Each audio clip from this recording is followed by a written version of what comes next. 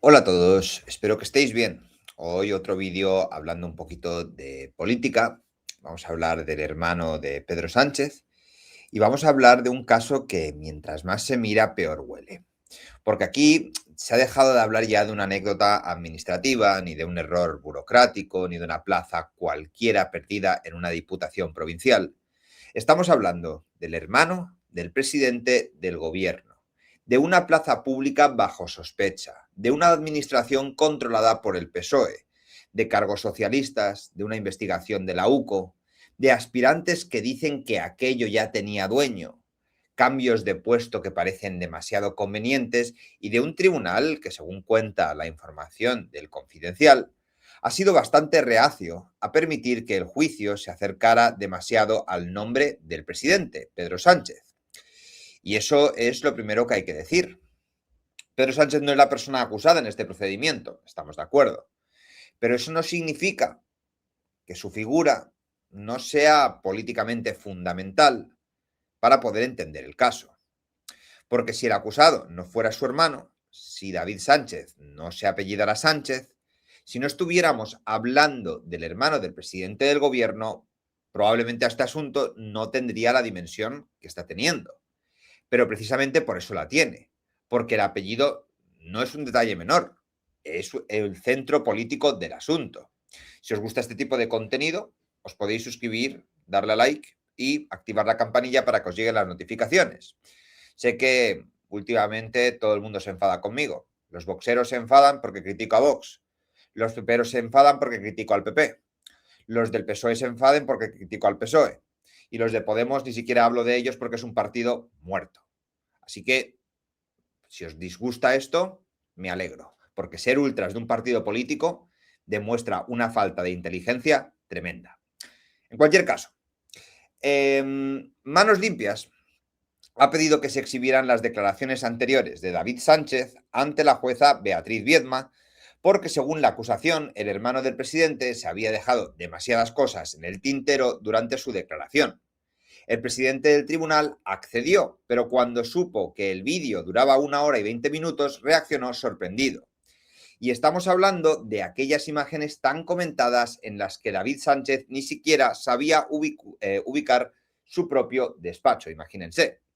Fíjense en la imagen que deja eso, el hermano del presidente colocado en una plaza pública bajo sospecha, en un juicio donde se discute si todo aquello fue normal o no, y una de las escenas más recordadas es la de un señor que no sabe explicar bien ni dónde tiene el despacho. Luego nos dirán que es todo normalísimo, que todo es técnico, que todo está perfectamente justificado y que aquí no hay nada que ver. Pero claro, la imagen es la que es. Y la imagen no ayuda precisamente a creer en la limpieza cristalina del asunto que muchos quieren hacer creer. Este pleito gira en torno a tres grandes escenarios. El primero es el supuesto amaño de una plaza pública de la Diputación de Badajoz entre 2016 y 2017 para que terminara en manos de David Sánchez. El segundo es la modificación del nombre puesto en 2022, algo que las acusaciones interpretan como una forma de adaptar el cargo a las preferencias personales del hermano del presidente, especialmente a su proyecto de ópera joven. Y el tercero es la incorporación a la Diputación, ya en 2024, de Luis Carrero, amigo de David Sánchez y asesor de Moncloa, a una plaza a la que solamente él se presentó. ¿Casualidad? No lo creo. Tres escenarios, tres momentos, tres operaciones distintas, y en todas el mismo aroma. El de una administración convertida en una estructura demasiado cómoda para que tienen el apellido adecuado, el contacto adecuado o el amigo adecuado. El país del enchufe, como quien dice. Las acusaciones consideran que todo esto puede constituir tráfico de influencias y prevaricación. Hazte oír y el Partido Popular elevaron en último momento su petición de pena hasta 6 años para David Sánchez y 4 años para Miguel Ángel Gallardo, el ex líder del PSOE extremeño. Es verdad que el tribunal declaró prescrito el delito leve de aceptación de nombramiento ilegal para David Sánchez, que solo habría supuesto una multa, y también recortó la posible pena a Gallardo al eximirle de la creación de la plaza para Luis Carrero, porque esa cuestión surgió después de su declaración como imputado y no se pudo defender de ella. Es decir, jurídicamente el caso tiene matices, tiene límites y tendrá que resolverse en sentencia. Pero políticamente, que nadie nos tome el pelo.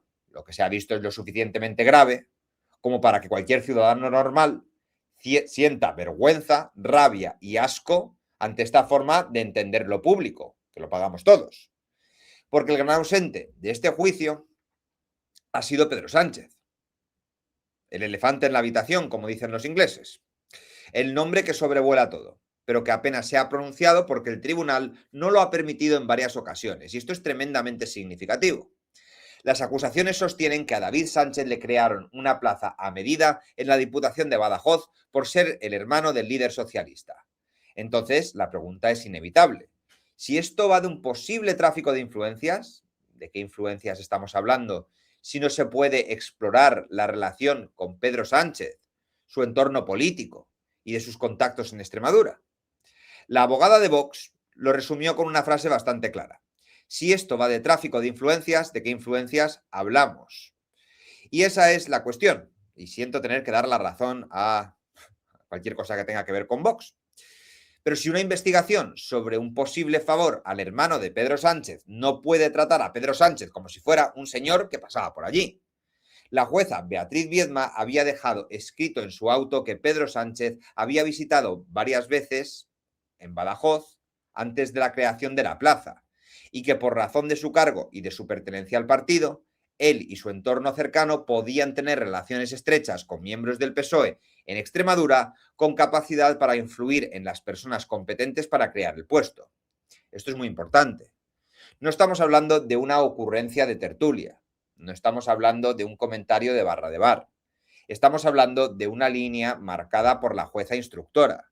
Y sin embargo, cuando una acusación quiso preguntar por mítines de Pedro Sánchez en Extremadura, el tribunal cortó esa línea y calificó la pregunta de improcedente. Jurídicamente podrán explicarlo como quieran, pero políticamente la sensación que deja es pésima. Se puede hablar de la plaza, de los expedientes, de los técnicos, pero cuando el hilo se acerca a poder real, se corta todo. Y las fechas son muy llamativas.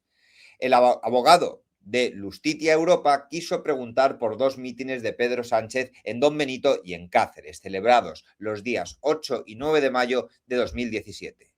La Diputación de Badajoz se sacó a la plaza concursal el 19 de mayo. Pedro Sánchez ganó las primarias frente a Susana Díaz 2 días después. Las entrevistas a los candidatos se realizaron a finales de junio y la plaza fue adjudicada a David Sánchez el 1 de julio. ¿Puede ser casualidad? Puede, peores cosas han visto. En la vida todo puede ser casualidad. Y además, si uno tiene muchísima fe, todavía más posibilidades de que sea casualidad. Pero cuando hablamos de política española, de partidos, de enchufes, de familias, de diputaciones y de plazas públicas, que terminan en manos del hermano del líder socialista, en este contexto tan conveniente, no conviene ser tan inocente. Porque el ciudadano normal no vive rodeado de estas casualidades maravillosas. Al ciudadano normal no le aparece una plaza perfecta en el momento perfecto, en el sitio perfecto, con el encaje perfecto y el apellido perfecto. Además, hay un detalle bastante relevante que mucha gente ha pasado por alto. Ricardo Cabezas, uno de los acusados, confesó que supo que el hermano de Pedro Sánchez se dedicaba a la música porque se lo dijo el propio Pedro Sánchez después de un mitin. No supo dar la fecha exacta, pero la referencia coincide con el periodo en el que se creó y adjudicó la plaza a David Sánchez. Y esto sería muy fuerte porque conectaría directamente a Pedro Sánchez con el conocimiento de la dedicación profesional de su hermano en un momento clave.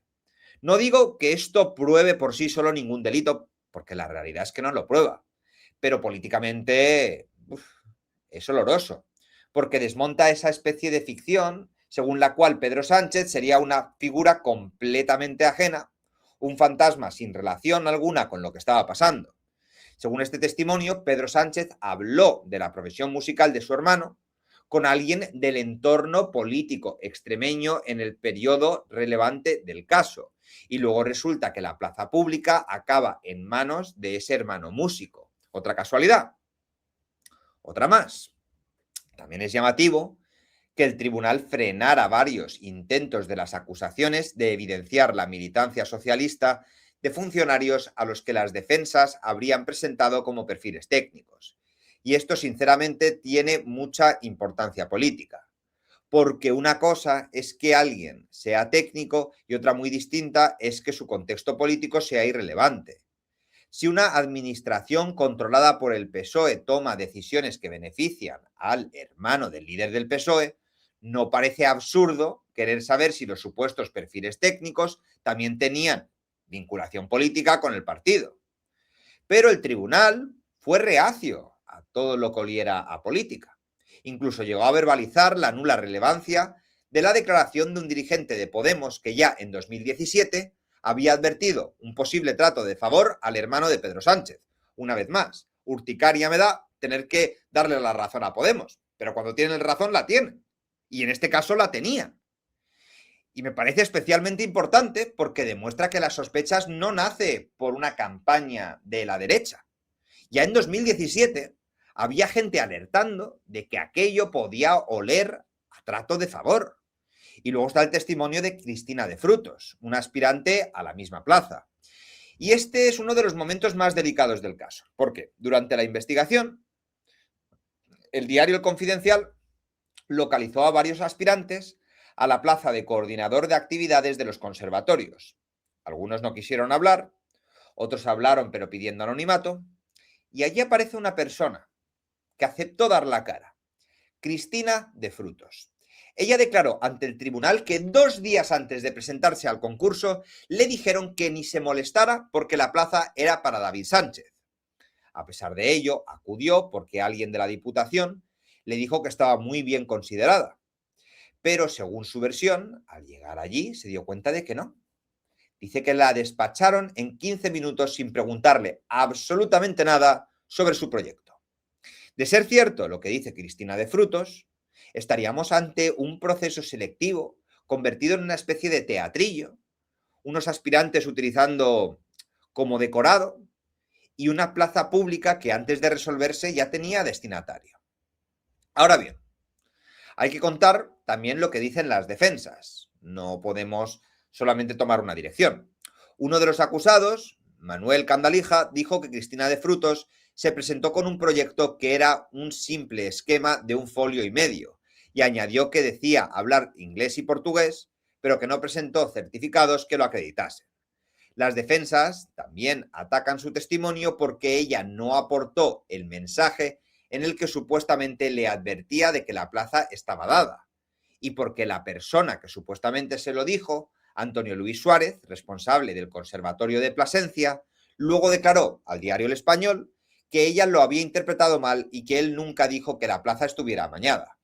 Es decir, penalmente esto podría tener debilidades, pero políticamente sigue siendo muy grave que un aspirante declarase que le dijeron antes del proceso que la plaza era para el hermano de Pedro Sánchez, porque aunque no baste para recordar, sí refuerza la sospecha de que en el mundo de los conservatorios circulaba la idea de que aquello estaba predeterminado. Aquí hay un punto muy extraño, ¿vale? Porque Antonio Luis Suárez, quien sería el supuesto testigo de este aviso, no fue llamado a declarar por las partes de manera decisiva en el juicio. Se recoge versiones distintas de por qué no se llamó. Desde las acusaciones dicen que si ya tenían un testimonio favorable, ¿para qué arriesgarse con otro que pudiera anularlo? Las defensas contestan que si de Frutos no era testigo directo, ¿para qué iban a arriesgar ellas con el que sí lo era? Y otra fuente añade que se valoró llamarlo, pero detectaron que el aludido era de derechas. Todo esto es bastante revelador de cómo se mueven estos procedimientos. No solo importa la verdad desnuda, sino la estrategia procesal, el cálculo, el riesgo, el miedo a que un testigo ayude o perjudique. Y mientras tanto, el ciudadano se queda con una sensación bastante amarga. Un aspirante dice que le avisaron de que la plaza era para David Sánchez, el supuesto autor del aviso, lo niega en prensa, nada termina aclarando el asunto y el juez acaba diciendo que al tribunal no le interesan los rumores. Jurídicamente perfecto, políticamente mal olor. Y después la UCO, ¿vale? Y como siempre, A prestar atención, que cuando la unidad central operativa habla, el pueblo escucha, ¿no? Aquí la cosa cambia un poco de nivel, además, porque ya no estamos hablando ni de rumores, ni de aspirantes resentidos, ni de comentarios de pasillo, ¿vale? El teniente coronel Antonio Balas captó el interés del tribunal y señaló a Miguel Ángel Gallardo como la X del caso. A juicio de la UCO, solo él pudo dar la orden de crear y adjudicar la plaza. Y Balas se basa en un elemento esencial. La petición no partió de cultura, que sería el área afectada por esto. Es decir, no parece que los conservatorios estuvieran clamando por esa plaza como una necesidad prioritaria. Según la UCO, Gallardo pasó en cuestión de días de considerar excesivos unos cambios que pedían desde cultura a presupuestar la plaza que acabaría adjudicada a David Sánchez sin que nadie en los conservatorios la hubiera considerado prioritaria. Y este punto es demoledor, porque cuando una plaza pública nace de una necesidad real, lo lógico es que esa necesidad venga de abajo, del área que la necesita. Pero cuando la plaza parece bajar desde arriba, cuando aparece en presupuestos sin que el área afectada la considere prioritaria y cuando acaba en manos del hermano de Pedro Sánchez, la explicación técnica empieza a sonar a cuento chino. La UCO también se fija en el calendario. La plaza se creó en octubre de 2016, pero estuvo mucho tiempo sin activarse. No fue hasta la primavera de 2016, después de que en abril se convocaran las primarias del PSOE, cuando todo se retomó. Y aquí hay una pregunta que hay que señalar, que el juicio no ha logrado contestar. ¿Qué pasó en esos días de octubre de 2016 para que una plaza que nadie consideraba prioritaria entrara en los presupuestos? Esta pregunta es bastante interesante, porque si nadie la pedía con urgencia, si el área no la había marcado como imprescindible y si luego la plaza quedaba en suspenso hasta que el calendario político vuelva a moverse, entonces la sospecha se dispara. No hace falta ser conspiranoico para ver que hay una secuencia rarísima. Las defensas intentan combatir esta idea con un argumento político. Dicen que Gallardo era de la corriente opositora a Pedro Sánchez, más cercano a Susana Díaz, y que justo en octubre de 2016 Pedro Sánchez había dimitido como secretario general del PSOE. Según esta tesis, no tendría sentido que Gallardo favoreciera al hermano de alguien que en ese momento no controlaba el partido y que además pertenecía a una corriente rival. Pero a mí ese argumento me parece una ingenuidad tremenda, ¿no? Una tomadura de pelo. Como si la política funcionara con buenos y malos separados por colores. Como si los favores solo se hicieran al que manda hoy y nunca al que pueda mandar mañana. Como si en los partidos no hubiera cálculo, previsión, puentes, equilibrios, redes, rencillas que se solucionan, amistades que se contaminan. Y la propia jueza Viedma, según cuenta el artículo del Confidencial, ya contestó a esa idea señalando que Pedro Sánchez había sido secretario general desde 2014 y que no compraba la tesis de que los favores en política solo se hacen mientras haya poder. Aquí la jueza tiene razón. En política muchas veces los favores se hacen precisamente pensando en el poder que puede volver. Y en este caso, volvió. El abogado de David Sánchez, Emilio Cortés, planteó una pregunta que también hay que incluir porque es el principal intento defensivo de desmontar la predeterminación. Si todo estaba decidido, ¿por qué Gallardo mostró recelos iniciales? Pero también, esto tiene respuesta política, porque en un expediente administrativo puede haber dudas iniciales, resistencias, ajustes, maniobras, cálculos o simplemente teatro. Que alguien exprese recelos al principio no elimina automáticamente la posibilidad de que después se imponga una decisión desde arriba. En la política real, las cosas no siempre se hacen de forma limpia y lineal. A veces se tantea, se frena, se retoca, se espera el momento adecuado y se ejecuta cuando conviene. Así que la existencia de recelos iniciales no borra el hecho central que subraya la UCO, que la plaza entró en los presupuestos sin que el área afectada la hubiera considerada prioritaria y que terminó adjudicada al hermano de Pedro Sánchez. Otro de los grandes bloques es el cambio de nombre del puesto, ya que la plaza de David Sánchez pasó a llamarse Oficina de Artes Escénicas. Las acusaciones creen que esto fue una manera de crearle un puesto nuevo de forma encubierta, adaptándolo a sus preferencias personales, especialmente a un proyecto de ópera para jóvenes. La Diputación dice que no, que fue simplemente un cambio de nombre para reflejar mejor las tareas que David Sánchez ya venía realizando. También dice que no hubo un cambio de salario y que el área de cultura había evolucionado en 5 años. Incluso uno de sus compañeros de banquillo llegó a decir, según el artículo, que él habría subido el sueldo por el trabajo que hacía. Es decir, las defensas intentan presentar a David Sánchez como alguien que trabajaba, que aportaba, que tenía un proyecto y que simplemente vio cómo su puesto evolucionaba de manera natural. Pero entonces aparece un funcionario que se sale del guión y declara que sus jefes le dijeron que era un puesto nuevo. Vale, un puesto nuevo. Esto lo cambia todo. Porque si era un puesto nuevo, no era un simple cambio cosmético. Y si no era simple un cambio cosmético, entonces la administración tendría que haber seguido otro camino. Las defensas también sostienen que la iniciativa Ópera Joven ya era plato fuerte del proyecto de David Sánchez, había sido presentado en 2016 y por eso consideran que el cambio de nombre fue una evolución natural. Pero precisamente allí está el problema. Porque si desde el principio el interés real de David Sánchez estaba en la ópera y no tanto en la coordinación de actividades de conservatorios, uno puede preguntarse si la plaza original ya estaba pensada con él en mente, o si después se fue moldeando para ajustarse a lo que realmente quería hacer. Lo que para la defensa es evolución natural, para las acusaciones puede parecer adaptación a medida. Y cuando hablamos del hermano del presidente, las exigencias de limpiezas deberían ser máximas. No basta que algo pueda explicarse, tiene que explicarse de manera convincente. Y aquí hay demasiadas explicaciones que dependen de pedirnos fe. Además, tras ese cambio de nomenclatura, a David Sánchez le quitaron la incompatibilidad para realizar otros trabajos. Escandaloso. Las defensas dicen que se hizo lo mismo con al menos otros 2 contratos de alta dirección como el suyo. Pero la jueza Viedma revisó 49 cambios de nombres en puestos de la Diputación y destacó que en ninguno se eliminó la incompatibilidad. 49 cambios de nombre y en ninguno se eliminó la incompatibilidad, lo repito por si alguien no lo ha escuchado. Pero justo en el caso del hermano de Pedro Sánchez, sí. ¿Otra casualidad?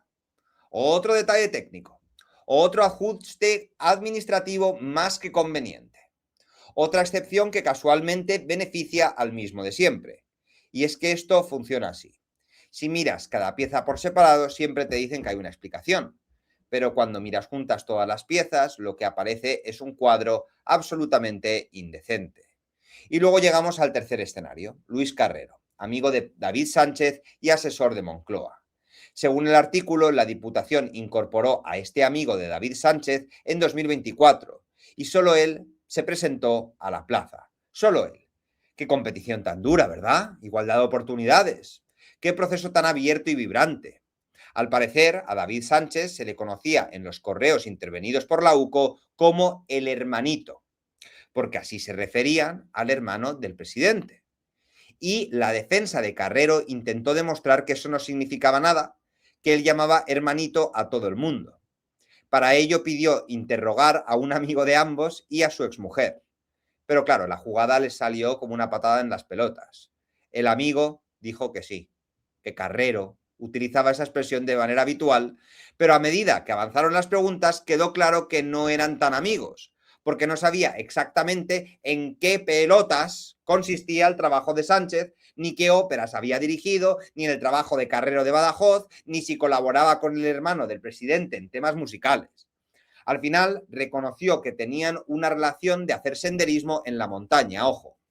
Y la exmujer terminó diciendo que Carrero le decía a todo hijo de vecino que su deseo era vivir en Badajoz. Pues hombre, si a alguien se le acusa de haber sido enchufado en un puesto de Badajoz, que su exmujer además iba diciendo que quería vivir en Badajoz, no parecía precisamente una gran noticia para su defensa.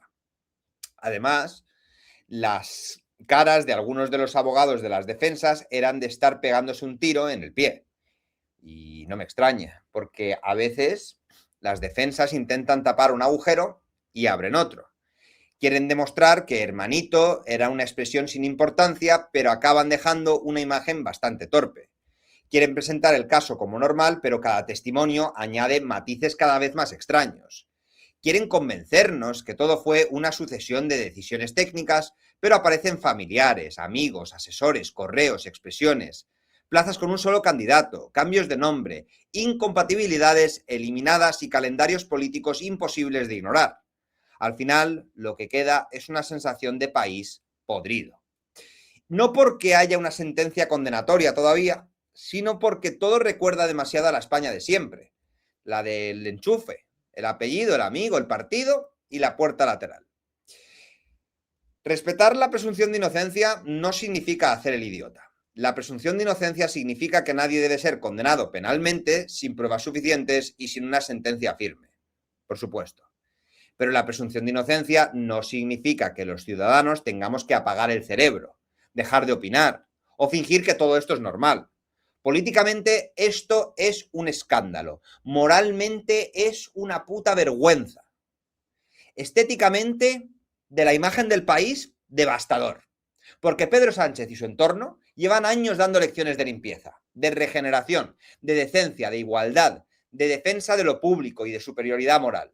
Y luego uno mira a su alrededor y se encuentra a la mujer investigada, al hermano en el banquillo, al entorno salpicado, asesores, cargos, plazas, cartas de recomendación políticas, ministerios, secretarios de Estado, Ábalos, Koldo, Sancho Cerdán. Y todo, al final, una conspiración universal que tiene la ultraderecha en contra del PSOE. Por favor. Cada vez que se investiga algo relacionado con el entorno de Pedro Sánchez, la respuesta es la misma. No hay una persecución política. Si investigan a su mujer, persecución política. Si investigan al hermano, persecución política. Si sacan cosas de la mujer que son potencialmente ciertas, ahí me retiro para, con Leire Díez, la cloaquera, la fontanera, hacer una campaña para proteger a los Sánchez. Si aparecen asuntos del PSOE, persecución política. Si la UCO señala cosas incómodas, persecución política. Si una juez pregunta, también persecución política. Y si un medio pregunta, persecución política. Todo es persecución política para ellos. Y llega un momento en el que uno empieza a preguntarse si de verdad todo el universo conspira en contra de Pedro Sánchez o si es tan sencillo como que alrededor del poder se han acumulado demasiadas sombras, demasiados privilegios y una excesiva cantidad de casualidades. Y lo más indignante en este caso es el contraste con la vida del ciudadano corriente.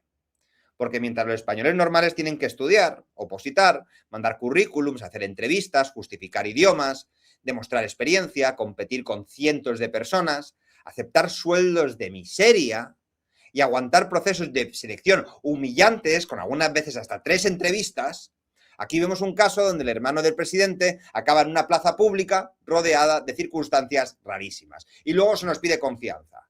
Confianza en las instituciones, en los partidos, en la administración. La confianza no se exige a gritos desde una rueda de prensa, se gana. Y ellos ya la han perdido desde hace muchísimo tiempo. Y cuando la gente ve casos como esto, lo que sienten no es confianza. Lo que siente es que el sistema está diseñado para que compitamos el populacho con el populacho y que desde arriba jueguen con ascensor privado. Porque si esta es la verdadera gravedad del asunto, no solo si David Sánchez acaba condenado o absuelto, no solo si Gallardo queda señalado judicialmente o no, no solo si la UCO convence al tribunal, la verdadera gravedad es la imagen de fondo, una administración pública que parece funcionar como la prolongación de un partido. Una red de relaciones donde el apellido pesa más que la experiencia. Y una izquierda que presume defender lo público, mientras sus entornos aparecen asociados una y otra vez a colocaciones sospechosas, privilegios y maniobras administrativas incomprensibles. Y sí, esto ha sucedido en todos los partidos políticos que han estado en el poder, por supuesto.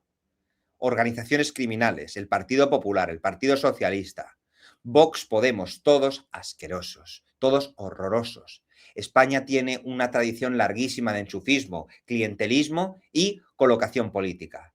Pero precisamente por eso da tanta rabia ver a los que hablaban de regeneración siendo exactamente igual, si no peores que el resto. Y claro, el juicio se retoma con los informes de los abogados y de cómo expliquen todas estas cuestiones dependerá buena parte del futuro de los acusados.